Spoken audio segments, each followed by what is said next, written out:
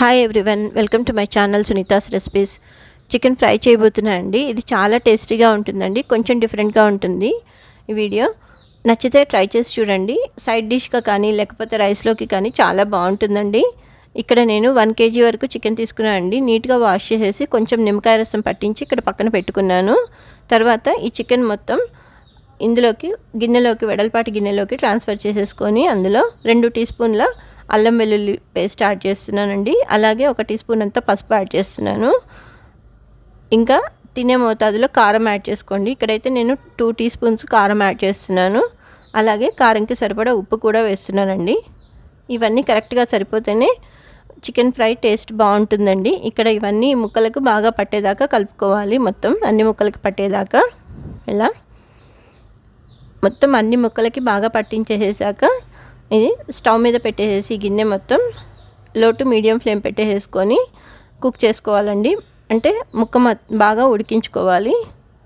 ఇలా మీడియం ఫ్లేమ్లో పెట్టేసి మూత పెట్టేసి మధ్య మధ్యలో కలుపుతూ 2-3 సార్లు కుక్ చేసుకోవాలండి. ఒక 3 minutes అట్లా అయ్యాక తర్వాత మూత తీసి చూస్తే మంచిగా అంటే వాటర్ రిలీజ్ అవుతుందండి చికెన్లోంచి. అలాగే మూత పెట్టేసి మళ్ళీ ఇంకొక 1 minute అలా కుక్ చేసుకోవాలి. తర్వాత మూత తీసేసి ఇది చూస్తున్నారు కదా, ఇలా వాటర్ చాలా రిలీజ్ అయిందండి. ఇంకా ఈ వాటర్ మొత్తం ఎవాపరేట్ అయిపోయేదాకా కుక్ చేసుకోవాలండి. ఇలా అడుగున చూస్తే ఇలా అస్సలు వాటర్ ఏం కనిపించొద్దండి. ఇప్పుడు స్టవ్ ఆఫ్ చేసేసి పక్కన పెట్టుకోవాలి. ఒక వెడల్పాటి కడాయి తీసుకోవాలండి. కడాయి కానీ నాన్ స్టిక్ ప్యాన్ కానీ ఏదైనా సరే అండి. అందులో కొంచెం ఆయిల్ ఎక్కువనే యాడ్ చేసుకోవాలండి. ఈ ఉడికించిన చికెన్ ముక్కలు ఫ్రై చేసుకోవాలి కదా. ఇలా అంటే ఇవి కొన్ని వేసేసుకొని కొంచెం ఫ్రై చేసుకోవాలండి. మరీ మాడిపోయేదాకా అయితే ఫ్రై చేయొద్దండి. ఇలా చూస్తున్నారు కదా, ఈ కలర్ కొంచెం మరీ ఎర్రగా ఫ్రై చేయొద్దండి. ముక్క మరీ బిగుసుకుపోయినట్టు అయిపోతుంది, గట్టిగా అయిపోతుంది. ఇట్లా నమలడానికి కూడా కష్టం ఉంటుంది. కొంచెం ఫ్రై అయ్యాక ఇలా ముక్కలన్నీ తీసేసి పక్కన పెట్టుకోవాలండి. ఇలా మిగతా ముక్కలు కూడా ఇలానే ఫ్రై చేసేసుకోవాలి. ఇవన్నీ చేసేసి పక్కన పెట్టుకోవాలండి. ఇదిగో చూస్తున్నారు కదండి, ఇలా ఫ్రై చేశాను. ఇప్పుడు ఆయిల్ ఎక్కువగా అనిపిస్తే కనుక కొంచెం తీసేసేయండి. లేదు సరిపోతుంది ఉల్లిపాయలకి అని అంటే తరిగి పెట్టుకున్న ఉల్లిపాయలు వేయాలండి. అంతకంటే ముందు కొంచెం గరం మసాలా యాడ్ చేశానండి, హోల్ మసాలా. తర్వాత ఈ ఉల్లిపాయ ముక్కలు వేసేసి ఇలా ఫ్రై చేసుకోవాలి. ఇవి 2 minutes కంటే ఎక్కువ ఫ్రై చేయొద్దండి. ఆల్రెడీ చికెన్ది ఉప్పు కారం అవన్నీ మసాలా ఉన్నాయి కదండి, అందుకని మాడిపోతుంది. అందుకని 2 minutes ఫ్రై చేసుకున్నాక 1 టీ స్పూన్ అంత అల్లం వెల్లుల్లి పేస్ట్, కొంచెం పసుపు యాడ్ చేస్తున్నానండి. అలాగే తరిగిన పచ్చిమిర్చి కూడా వేస్తున్నానండి.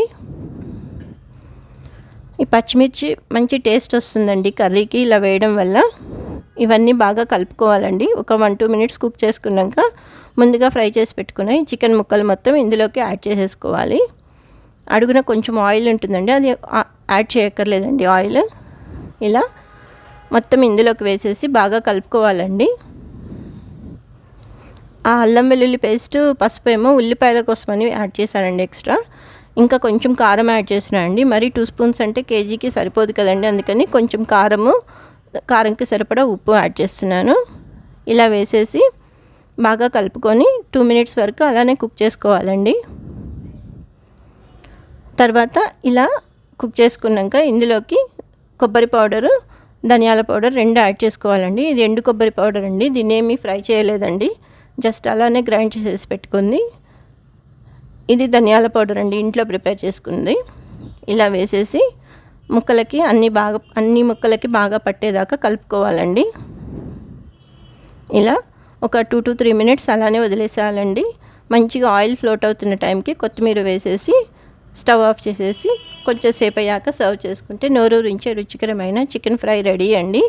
ఇది సైడ్ డిష్గా కానీ లేకపోతే రైస్లోకి కానీ చాలా బాగుంటుందండి. ఈ వీడియో నచ్చితే లైక్ చేయండి, షేర్ చేయండి, సబ్స్క్రైబ్ చేయండి. మరిన్ని వీడియోస్ కోసం నా ఛానల్ తప్పకుండా చూడండి. Thank you for watching.